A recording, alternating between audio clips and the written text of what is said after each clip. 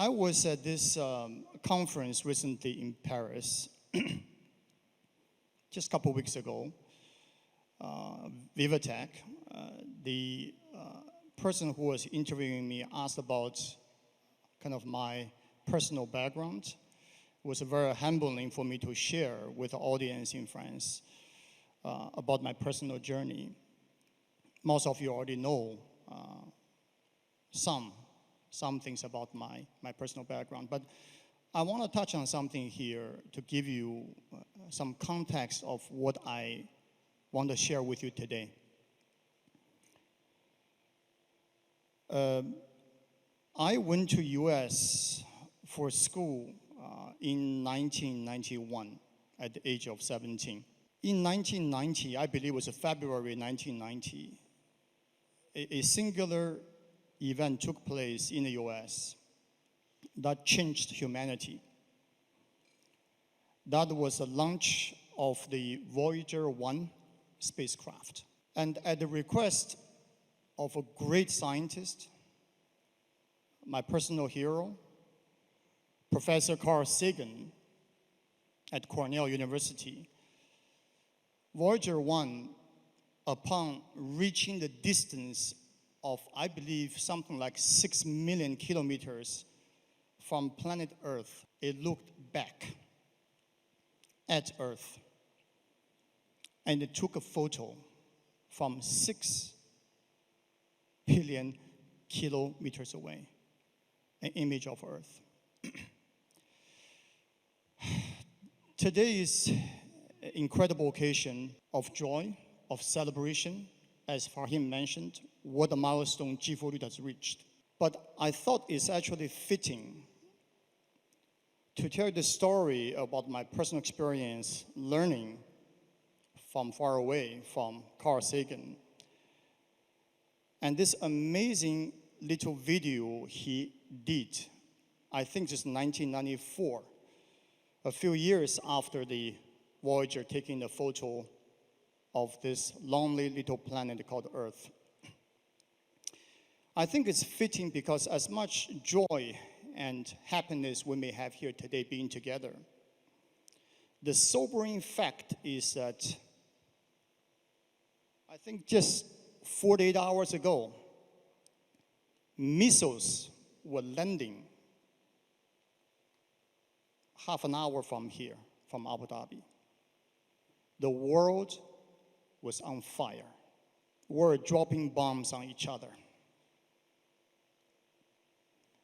This is a sobering fact, the reality facing us today. We speak of abundance, we speak of human value, we speak of ethical, responsible AI. Yet, we are still busy killing each other. Can we please roll this video that I want to share with all of you to provide some context?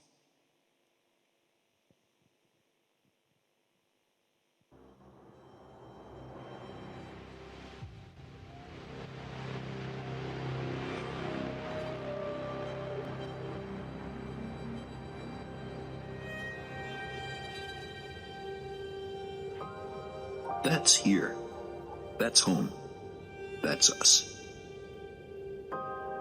On it, everyone you love, everyone you know, everyone you ever heard of, every human being who ever was, lived out their lives. The aggregate of our joy and suffering, thousands of confident religions, ideologies, and economic doctrines, every hunter and forager, every hero and coward, every creator and destroyer of civilization, every king and peasant, every young couple in love, every mother and father, hopeful child, inventor and explorer, every teacher of morals, every corrupt politician, every superstar, every supreme leader, every saint and sinner in the history of our species lived there, on a mote of dust, suspended in a sunbeam. The Earth is a very small stage in a vast cosmic arena. Think of the rivers of blood spilled by all those generals and emperors, so that in glory and triumph they could become the momentary masters of a fraction of a dot. Think of the endless cruelties visited by the inhabitants of one corner of this pixel on the scarcely distinguishable inhabitants of some other corner. How frequent their misunderstandings, how eager they are to kill one another, how fervent their hatreds. Our posturings, our imagined self-importance, the delusion that we have some privileged position in the universe, are challenged by this point of pale light. Our planet is a lonely speck in the great enveloping cosmic dark. In our obscurity, in all this vastness, there is no hint that help will come from elsewhere to save us from ourselves. The Earth is the only world known so far to harbor life. There is nowhere else, at least in the near future, to which our species could migrate. Visit? Yes. Settle? Not yet. Like it or not, for the moment, the Earth is where we make our stand. It has been said that astronomy is a humbling and character-building experience. There is perhaps no better demonstration of the folly of human conceits than this distant image of our tiny world. To me, it underscores our responsibility to deal more kindly with one another and to preserve and cherish the pale blue dot. The only home we've ever known.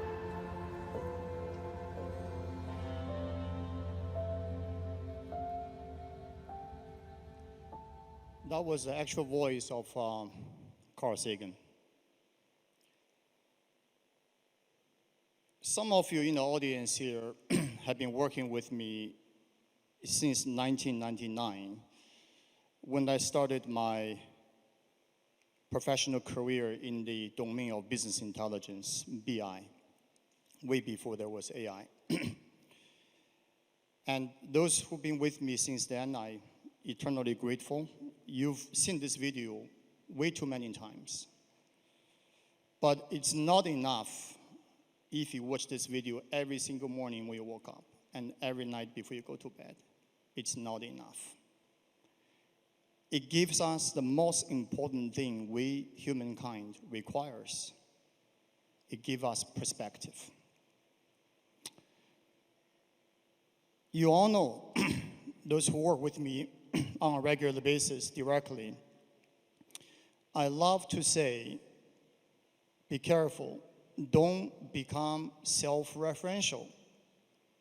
Don't come tell me, look, my business did so much better than the performance at last quarter. Don't tell me, oh, the product I just built is so much better than the version 1.0 from a year ago. The moment you begin to compare yourself to yourself, you become self-referential. That's how we become, as Carl Sagan said, self-important. We thought, and many of us still think so today, that we are at the center of the universe. Guess what? We haven't even mastered this planet yet. Do you know the sobering reality we face today about the weapon of mass destruction? Nuclear power, nuclear weapons. Let's put this in perspective. Do you guys know how much power is unleashed with every single hurricane? By the way, every year there are anywhere between 30 to 50 hurricanes on the planet. Do you know how much power is unleashed with every single hurricane? A natural event that we hear so often about, almost once a week. A Category 3 hurricane in a matter of 1 week, unleashes latent heat measured in the order of 5 times 10 to the power of 20 joules. 10 to the power of 20, check my math please, I think it's 100 million trillion. 100 million trillion joules. In that 1 week period, a single hurricane on planet Earth unleashes more energy than the entire humanity can create energy in that same period, by 100 times more. All the nuclear weapons we ever built, ever tested, pales in comparison to a single hurricane. The most marvelous military technology of bomber jets, military drones, they pale in comparison in its basic mechanical function and intelligence to a single fruit fly. Have you all tried to kill a fly at your dinner table? How many of you have succeeded killing a fly? A single fly, which requires just one little drip of sugar to autonomously operate and evade death for a month. For a month. The $150 million jets and drones cannot master, cannot mimic what a single fruit fly can do. I wish Carl Sagan is alive today. I wish he's alive today, because he just showed us in this video the basic fundamental limitation of human intelligence. I know this will not go down well for everyone, but I've said this before, I'll say it again. We humans are not that smart. We humans are not that advanced. The things we're killing each other over, nature can do it just like that, in a second, in a blink of an eye. The most advanced capabilities that cost probably $150 billion to invent for the most advanced militaries cannot compare to a fly. How advanced are we? You know, there is this scale of civilization called Kardashev scale. Some of you, I'm sure, heard of this. Our friend Elon Musk loves to refer to it. If you don't know, check that online right now. I'll give you a brief description. This scale of measurement of civilization advancement is based on how efficiently, how well humans can master energy, how we harness energy around us. Civilization type 1 on this scale is defined as being able to harness all the energy on the planet which the civilization lives. Meaning, in this case, can humans actually harness all the energy on planet Earth? I think some of you know the answer. We are far, far from being able to harness all the solar, wind, and other form of energy, including fossil fuel, on this planet. We haven't even reached type 1 civilization yet. Type 2 means you will begin to harness all the energy of the star in your system, in this case, our solar system. Imagine being able to efficiently and completely capture the energy being emitted every day, every second from the sun. Type 3 civilization is one which can actually harness the entire power of the galaxy, the entire collection of energy sources of the entire galaxy, whereby we will be able to explore other galaxies, go further. So on this grand scale of civilization, we are barely taking just the first step. Yet, we spend probably half of our time busy, worried about each other, about the most petty issues between friends, between nations, between religions, and so on and so forth, on this pale blue dot. This frame of reference is so critical to the very mission we at G42 is undertaking. I said earlier, I wish Carl Sagan is alive today to see finally, what he pointed out as a problem facing us now may have a solution. He mentioned in his speech, help is unlikely to come from anywhere else outside this planet. And he's been right. A new help seemed to have arrived. It's a massive gift to humanity. And it was born right here on the planet Earth. That help is called artificial intelligence. I actually hate this term, artificial. It's more non-biological intelligence. That's how I would define it. But if we must use the word AI, A plus I prefer to call this A, not artificial, but advanced, accelerated, and alternative intelligence.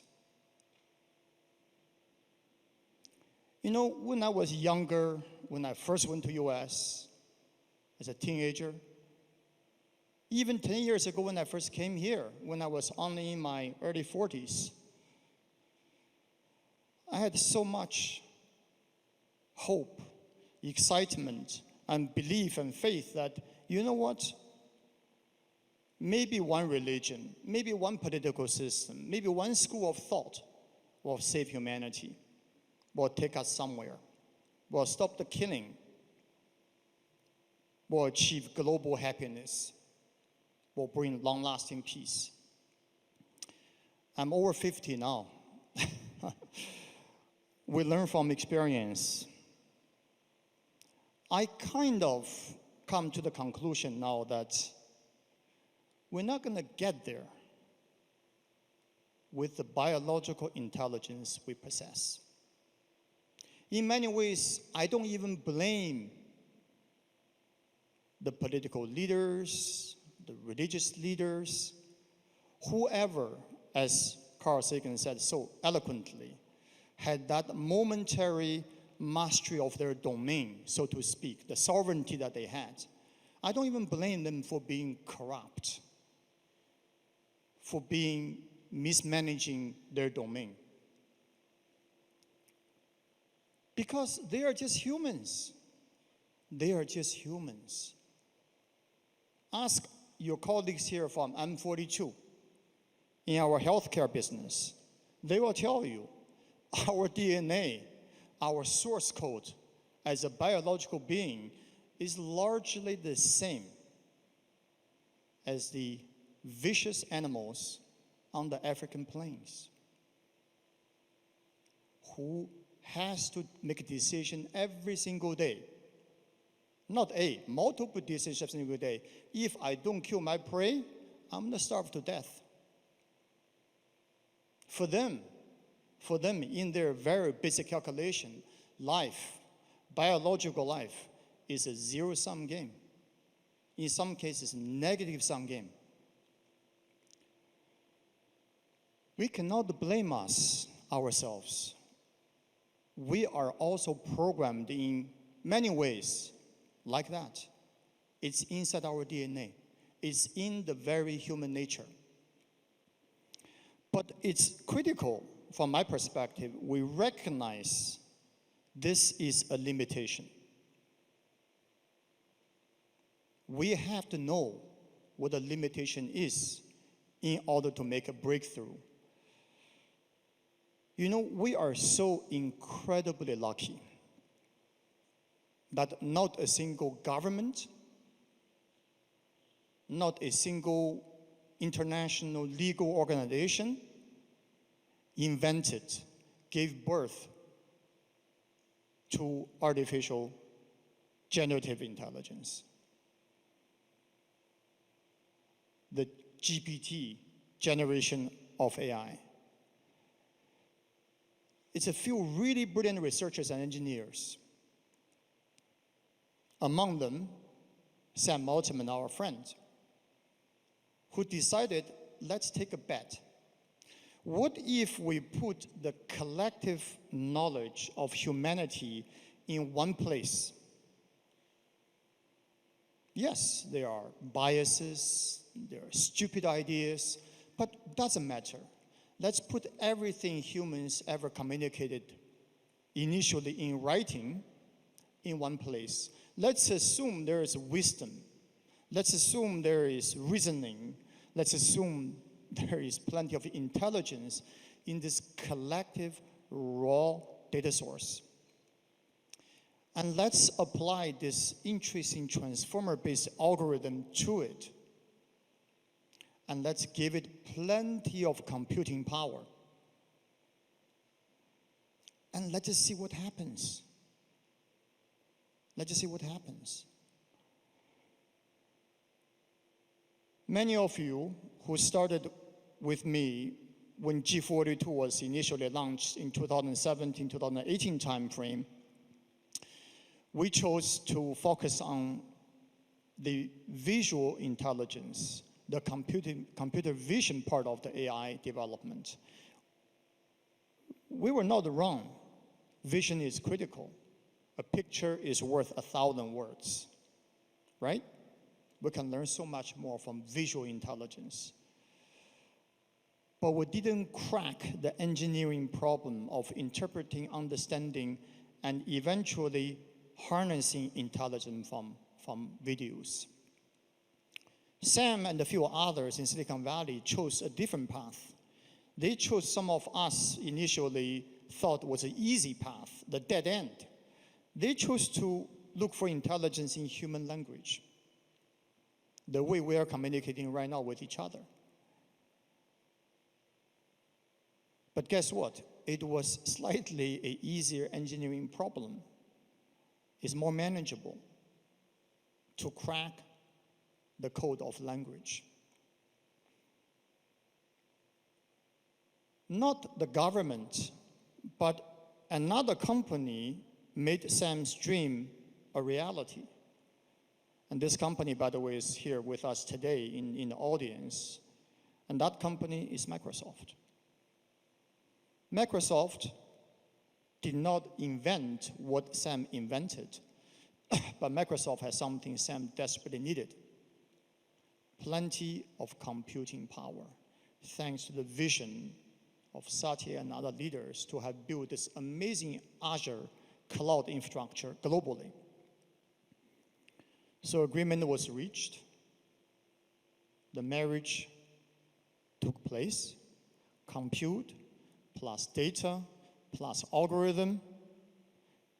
In 2019, the first viable version of ChatGPT was born. I don't like to refer to ChatGPT, GPT, as generative pre-training. I like to call it general purpose technology, GPT. What was invented? What was invented was ability for a machine to uncannily mimic human intelligence. We saw, since 2020 timeframe, the possibilities. If Carl Sagan saw that, I want to be there really with him and share that moment of happiness, because I'm sure he'll say, oh my God, there is now hope. there is no hope because we now potentially have a viable form of alternative intelligence to supplement human intelligence, which we just concluded clearly is not sufficient for us to reach even today type 1, forget about type 2 and 3 level of civilization. So where are we today in the state of AI? I want to share some numbers with you.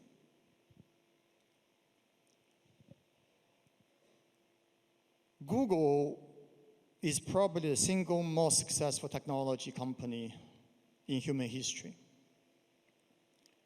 Do you guys know how old Google is today? What's the age of Google as a company?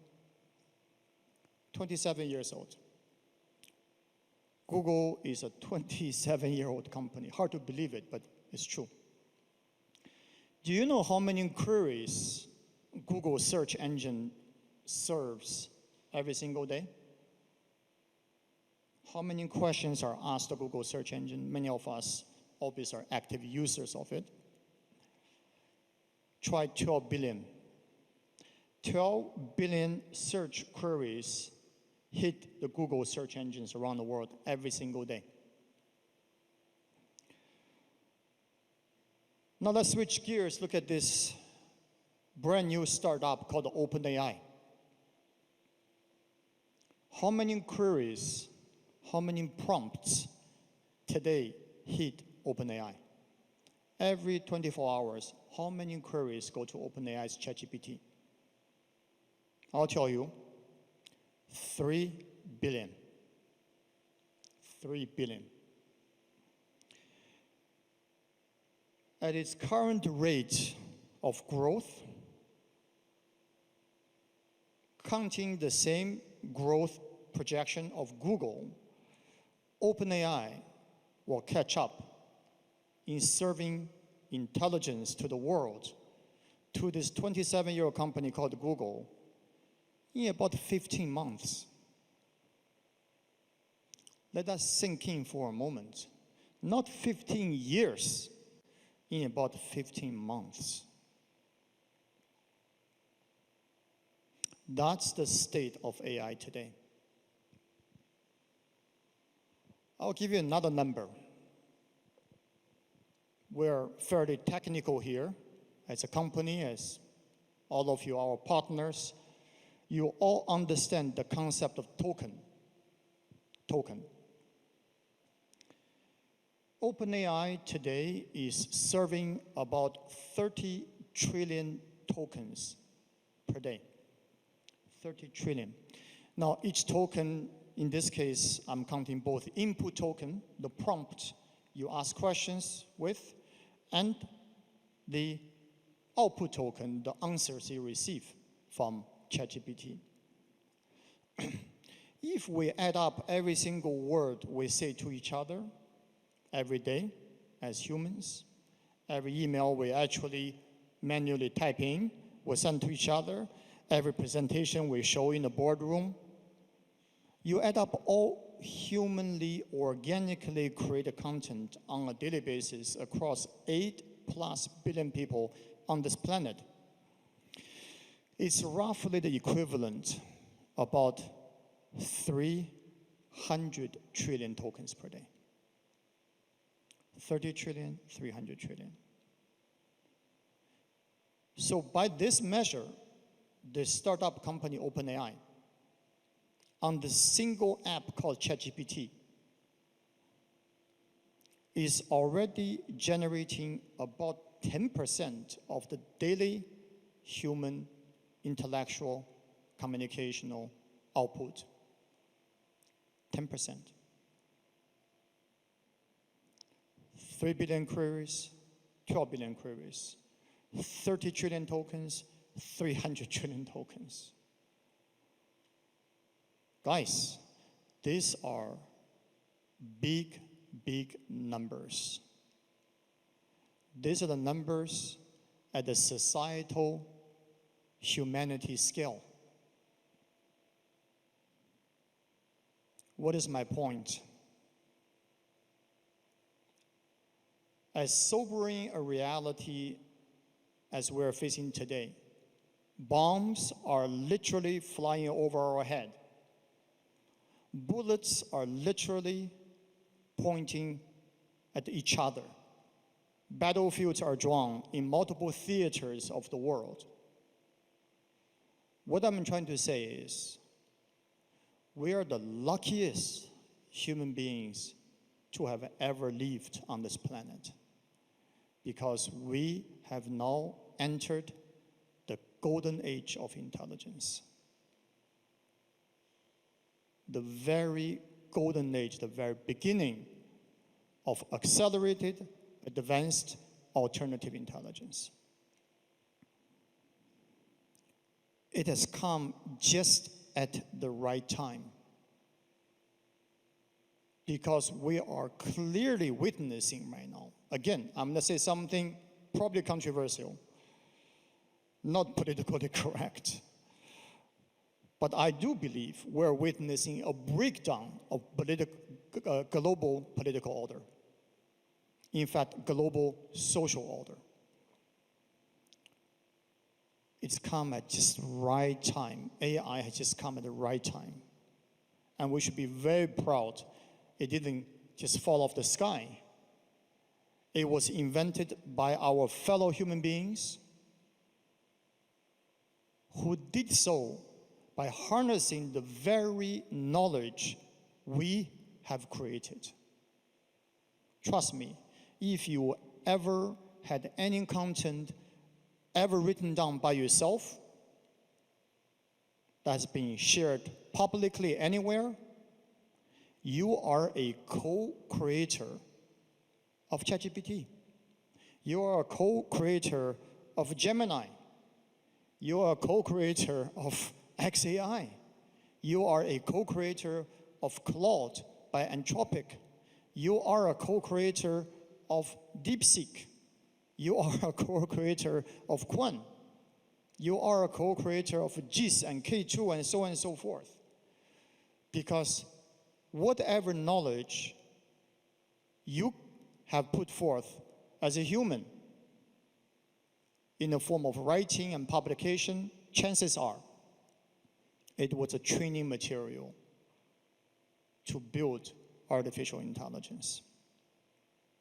So congratulations, all of you, all of us, we gave birth to this alternative intelligence.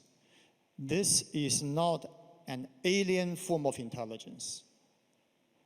This is intelligence born of human intelligence, but quickly becoming superior to human intelligence.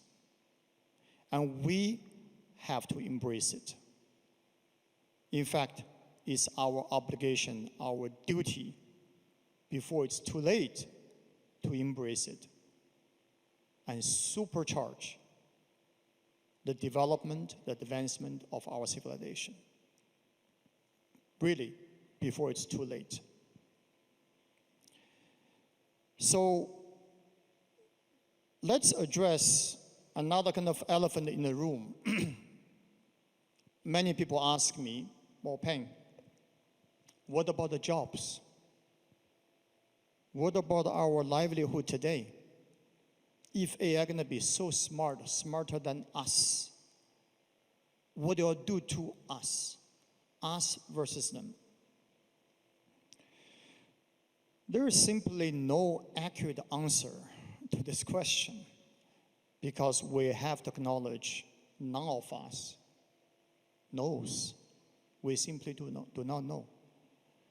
But I want to give you a perspective to consider.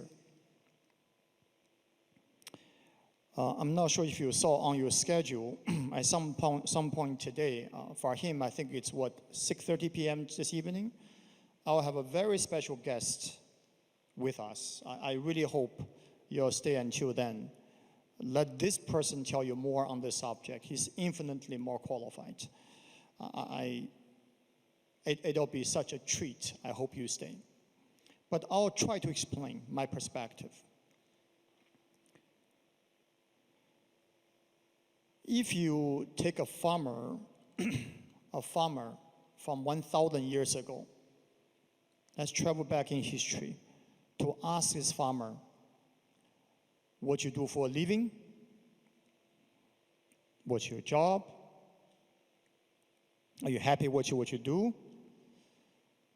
You're gonna get the answer pretty much all the farmers on the planet will tell you, because back then, pretty much pre-industrial revolution, everybody who made a living was some form of a farmer.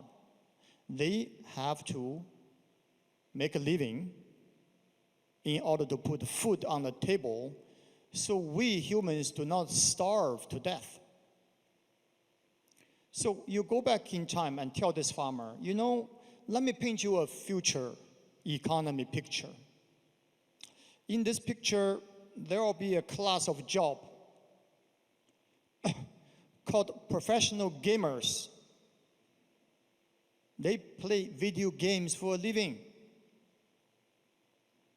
There's another class job called developers, programmers. By the way, they're the most highly paid guys on the planet, okay? They're called programmers. They program on computers.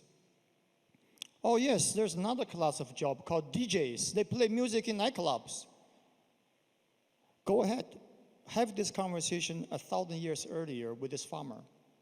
What do you think he or she will tell you? They'll look at you in the eyes and say, get out of here. What the hell are you talking about? Now, let's not fast forward 1,000 years. Let's fast forward 10 years from now. What will be the new job categories of a new DJ, a new gamer, a new coder? I'm trying to get you to think the unthinkable. The answers we just don't know. But what do you think I believe I do know? That there will be 1,000, 10,000, a million new job categories created. That is unimaginable today. I have fundamental optimism and faith and belief in that. We're not going to sit idle. I mentioned this recently in another public forum. Most of us love our jobs. Most of us. We wake up in the morning, we get dressed, we go to the office, we do our work. But ask yourself today, how much of that job you cherish, you really passionately love to do?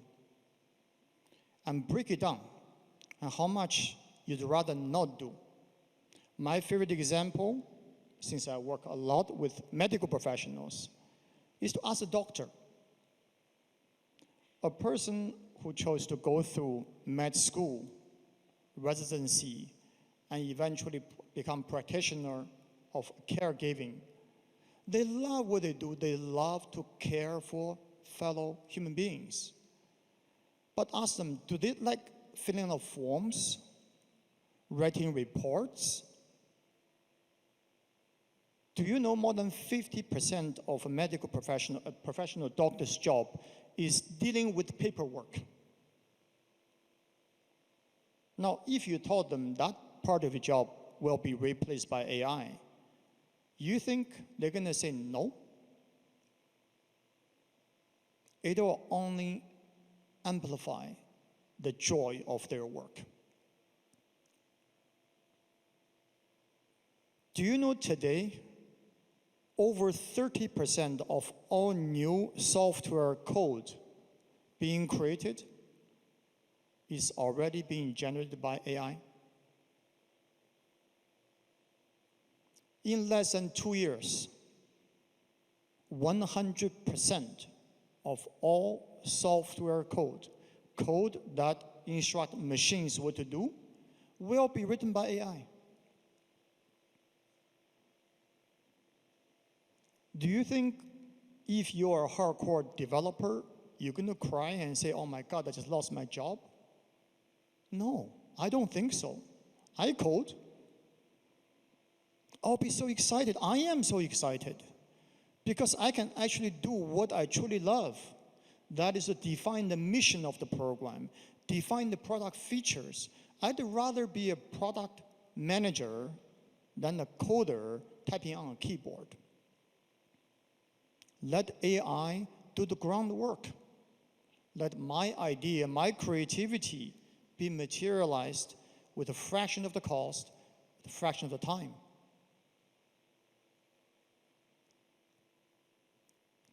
In my view, this is where we're moving towards. So we carry a responsibility. The first responsibility we carry in the G42 family is to challenge ourselves to say, how do I actually disrupt my own job? How do I actually disrupt even the current social order in my own family?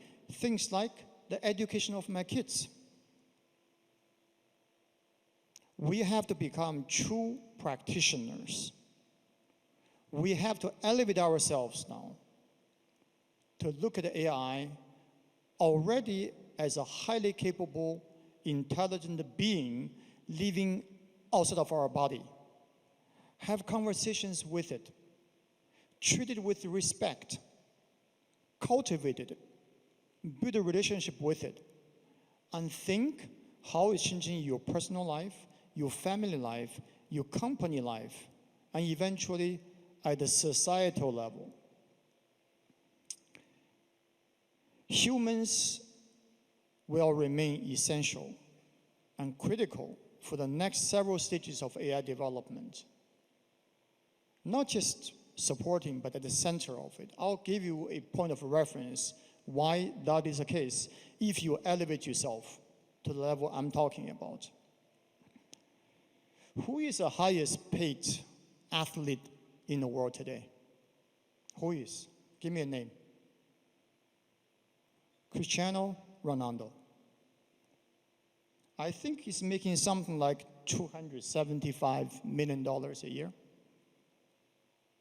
Whatever he earns from the club, plus endorsement, his personal business ventures. Who's the second most paid celebrity athlete in the world? It's an NBA star by the name of Stephen Curry. I think he makes about $157 some million per year. But do you know,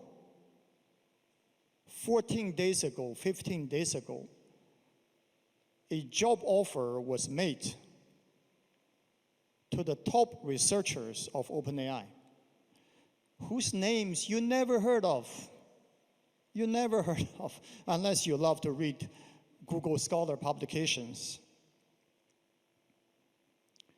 The job offer was $100 million of sign-on bonus.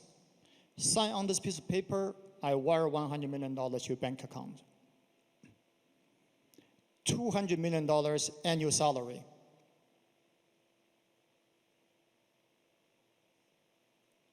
And this job offer went to not just one, but a group of top researchers inside OpenAI.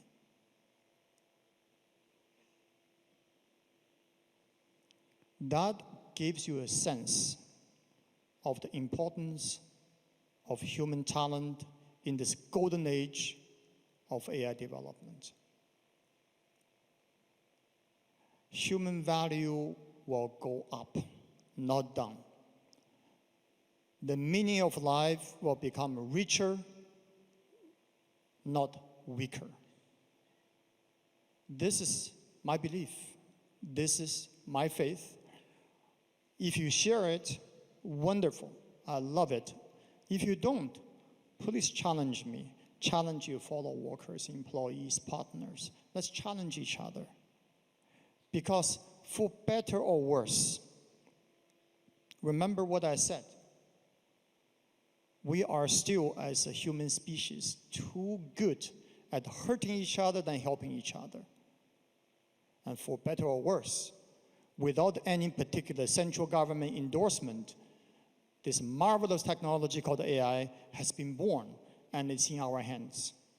It's our job today, it's our mission today to ask the most profound question: what do I do about it? What do I do about it? What do I do about those missiles flying over our heads that can easily kill your daughter, kill your mother? Like right now, as we speak, this can happen. This is not in a Tom Cruise movie. It's happening right here. Face that reality and ask yourself also, okay, on the other hand, I have this counter weapon, a cure for humanity, this alternative, not alien, but alternative form of intelligence that we actually can help to shape into something useful to help humanity. What would you do? Life is all about choices. We are who we are based on the actions we make, and our actions are made based on the decisions we take every single day. As far as I'm concerned, I'm being asked to wrap up shortly here. I'll try to speed up a little bit. As far as I am concerned, we are right now faced with two very simple choices as humans. Very simple choices. Like I said earlier, we are the luckiest people to be alive today. Luckiest. You have the first choice of do nothing. Just do nothing. Do no harm. Just keep yourself alive. I'm not even joking. I mean it, okay? Keep yourself alive. Do no harm. And in your lifetime, I promise you, in your lifetime, AI will transform healthcare. It will extend your life by decades, not years. It will transform education to help you to bring up the next generation, your children, in a much more meaningful way. You will have abundance of material goods. We don't need to be jealous or envious about what he has, what she has, what I have, or what I don't have. We will be living within our lifetime, for most of us, in an age of abundance where the cost, the fundamental cost for a lion to want to kill a gazelle, for a human, as Carl Sagan said, from one part of this little planet of Earth to travel to another part to kill someone there who is largely the same as us, those reasons will be taken away. So you have this first choice. It's actually a non-choice. Just be who you are. Do no harm in your lifetime. Be happy. You will enjoy the reward of AI. But we have another choice. Is to jump in. To help shape, accelerate, and deliver AI to everyone. Those are the only two choices we have. I think the fact that all of you are here today at this event tells me you've made your choice. You're not sitting there passively waiting. You actually chose action. You are jumping in. You are now part of this family, not just G42. This family of G42, Microsoft, OpenAI, NVIDIA, Cisco, Dell, you name them all. We are part of now an ecosystem of a massive collaboration between the US government and UE government to actually accelerate, not just wait for AI to become a reality and delivered like electricity to the hands, to the homes, to the schools, to the organizations of every corner of this planet. I thank you for making that decision. I thank you for making that choice. And I'm personally extremely grateful that we are on this journey together. It's with great sense of irony, really, I say it. We live both in the darkest and the brightest moments of humanity.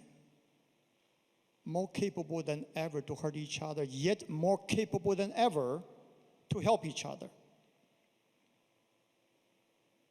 What is happiness, guys, by the way? What is happiness? What's the definition of happiness? I sincerely hope humans are naturally inclined to pursue happiness. I think happiness is defined in 3 terms. Happiness is enjoyment, happiness is satisfaction, happiness is meaning. Enjoyment, let's not confuse it with pleasure. Pleasure is animalistic. It's fine, it's great. We all need pleasure. But enjoyment is intellectual. Enjoyment is in that book you read, is in that particular project you undertake that actually puts you in touch with others to build that connection. Do you have enjoyment in what you do? Satisfaction. This is a very unique human thing. Satisfaction, by definition, is to overcome challenges, overcome difficulties, to arrive at a solution. That's a very interesting, unique human quality. It's a big part, 1/3 of human happiness. And finally, the 3rd term is what we've been talking about here, meaning, purpose and meaning. We're on this journey together to serve a much larger, much higher purpose. That will unite us. That is clearly already in this audience, we can see already uniting us. We are on a journey to achieve what I hope to be for humans, lasting happiness. Please ask yourself every day this question. Do I have enjoyment? Do I have satisfaction?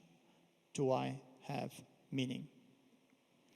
The last thing I'll mention here, the very last thing I promise, is that there's a singular project that UE has launched in collaboration with US government that we need to all pay attention to and actively contribute to.